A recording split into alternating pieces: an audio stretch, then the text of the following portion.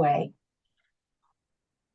Thank you, Katrina, welcome everybody today. I think this is amazing. I'm so excited, and when Katrina and the said, "Hey, the committee would like you to be here," I was like, "Oh wow, what am I going to say?" And you know, the one I want to thank everybody. I want to thank you for the work that you do. Um, it's invaluable. You know, I want to thank the DOC. The just a little bit I want to tell you about, for me, you're going to hear a lot of stuff about recovery. Without recovery in my life, reentry was always possible, but stopping recidivism was not. You know, my history is I was in and out of institutions in my life, whether they were treatment centers or institutions, whether it be DOC or BOP, and it took me a long time to wake up, and that was all due to recovery, and so those of you that don't know, Kingdom Living, we started Kingdom Living in May of no, it was in November of 2016. Went down to fifth district and said, "Hey, we want to open a recovery house." I wanted to help men stay out of prison and teach them how to become successful. Another important factor is I've been sober since September 29th of 2007. That's when my life started to change. And from having that house, I told Carly Millsap, I said, "Carly, we're going to have the best recovery houses the state of Iowa's ever seen." And she said, "Okay." And is what's happened over the years is we went from a house and a half, I like to say, to right now we have 15 houses in Polk County. We have 171 beds.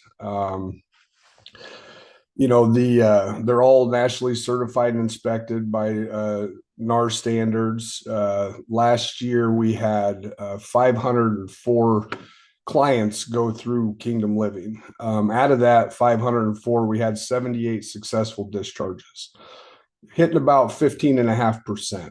And along with that, we have 27 trained staff, 29.2% BIPOC, which we push really hard to try and keep the minority population in recovery. One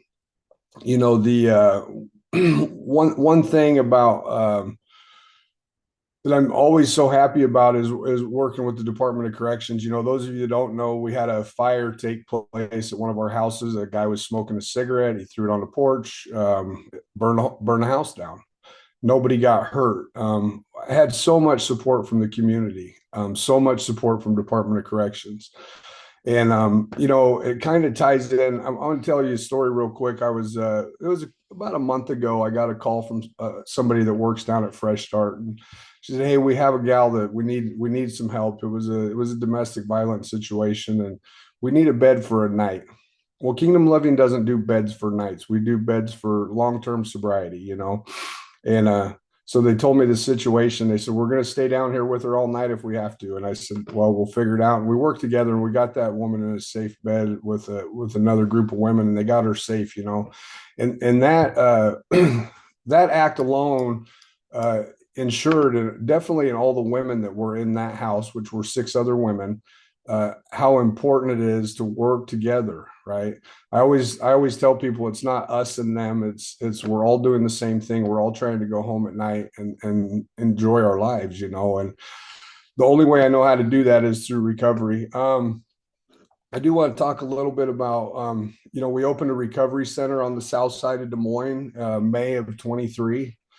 Right now there's 20,000 square foot there. It's available to everybody in recovery. So it's a little confusing because Kingdom Living does 12-step recovery, the housing factor, and the recovery center, we're open to all forms of recovery. We have over 3,000 touch points a month down there. It's unbelievable. I was just down there last night. We had about 250 people there, and we do 45 recovery events a month. This weekend we're having a spring fling dance, and when we went from having recovery houses to trying to build a recovery community, and when we did that about 6 years ago, we just watched people starting to change their lives, you know, and even on the people with the recidivism rate, a lot of the men and women they leave Kingdom Living on bad terms. Guess what? They always call back. I would say 90% of them call and say, "What do I need to do?" Because what you guys are doing is phenomenal. It's nothing that I'm doing. It's what we're doing as a community to help everybody, you know. Um, One thing that's been really awesome is we have social events every month. You know, we whatever it is, if it's a kickball tournament or going out for dinner or renting out a water park. You know, we have a couple large events coming up. We have a golf outing coming up. We have a festival September 13th this year. And, you know, about that festival is we said, hey, we want to celebrate the families, right? The families that we've been torturing all these years of use and in and out of institutions. And so we set up a festival, and there was about 150, maybe 200 of us out there flipping burgers, and we had a great timing on it. It was during the Iowa Hawkeyes game, so nobody showed up.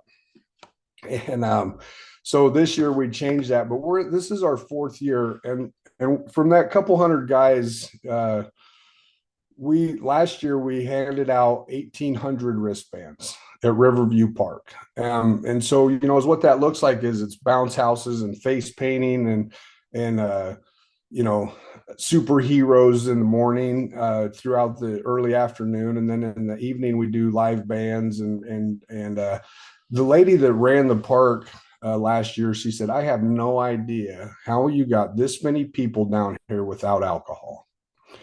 You know, and we had 29 vendors down there. We had 8 food trucks, you know, and this year we're blessed. We got Vinyl Cup Records is on board, and he's going to help us out. We're shooting for 4,000 people in the city of Des Moines in September that are recovery related.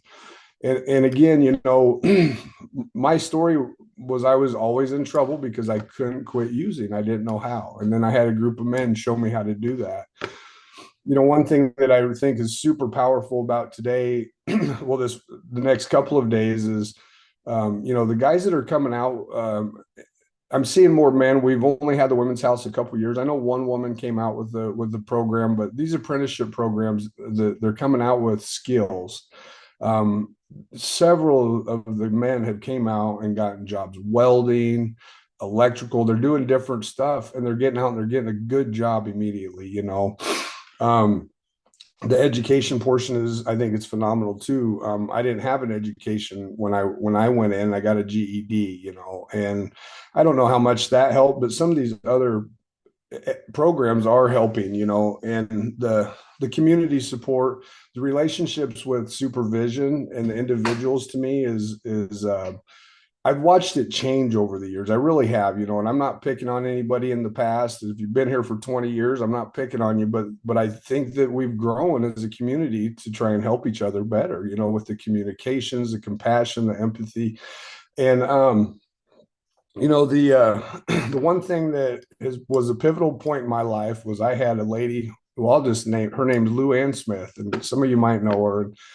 And Lou Ann told me, you need to go down and talk to Catherine DeWitt, and you need to go to youthful offenders. And I was pretty tight. And I said, what in the world am I going to tell them kids? And that's not how I said it. And she set me straight. And I started doing that. And it put me on a path. It gave me an opportunity to find my path in life. And that's to become helpful to other people. And that's what we've tried to incorporate in our housing is, you know, you do something good for yourself, go do 2 things good for somebody else, you know. And when we're being helpful to other people, you know, when I hold the door open for somebody, very rarely do they tell me to get bent. You know, they say thank you and they have a smile on their face. And when we can do that, even on a daily basis, it doesn't have to be something big, but on a regular basis, that's the kind of environment that we try and put into people, you know, and obviously get up and go to work. You know, some people say we run a strict program. Well, sometimes it takes a little bit of structure to get to where you need to be, and that was my case. I do want to talk. You know, at the recovery center, we do have 27 trained recovery coaches. We do trainings on the coaches work with people on Thursday nights, and again, that's for anybody in the community.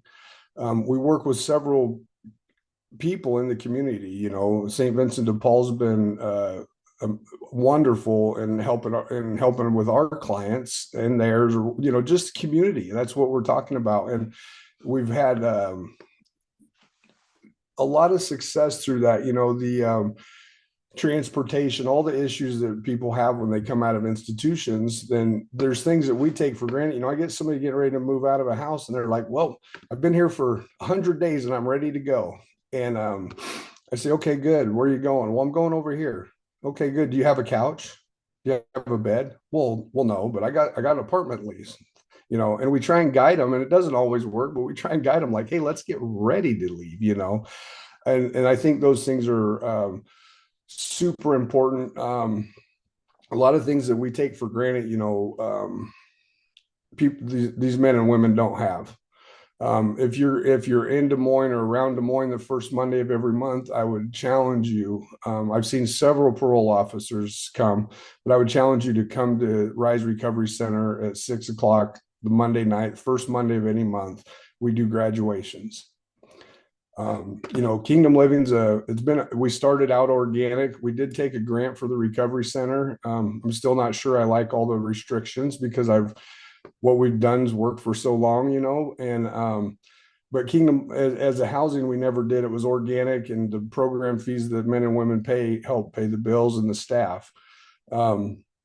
I've never collected a salary from this. Mike is the other co-founder. He's never collected a salary. Jimmy is a director. He's never collected a salary, and the rest of the staff, believe me, they're minimally paid. But on that Monday night of graduations, you'll see me sit on the front row, and I get my paycheck once a month. I get to watch 6, 7-year-old girls say, "I never thought I'd get my mother back." I get to watch mothers stand up there and say, "I never thought I'd get my son back." And those moments in my life they're just insurmountable, and it makes me know that as a whole, all of us, we're doing what we're supposed to be doing.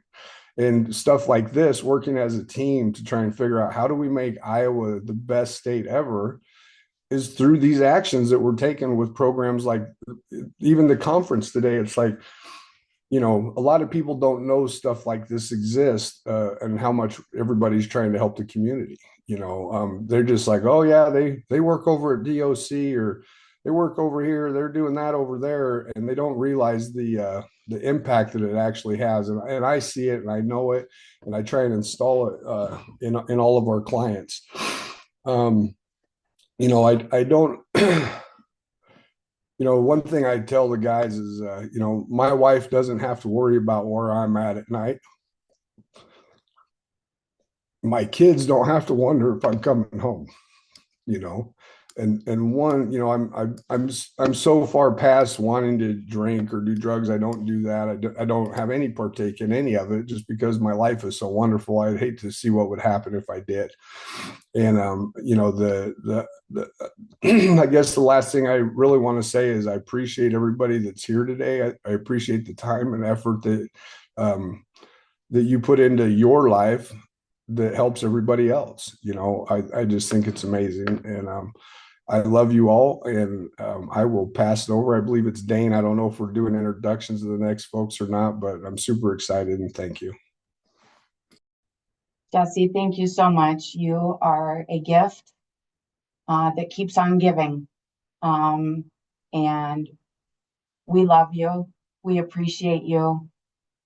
We look up to you. Your humility is incredible. Thank you.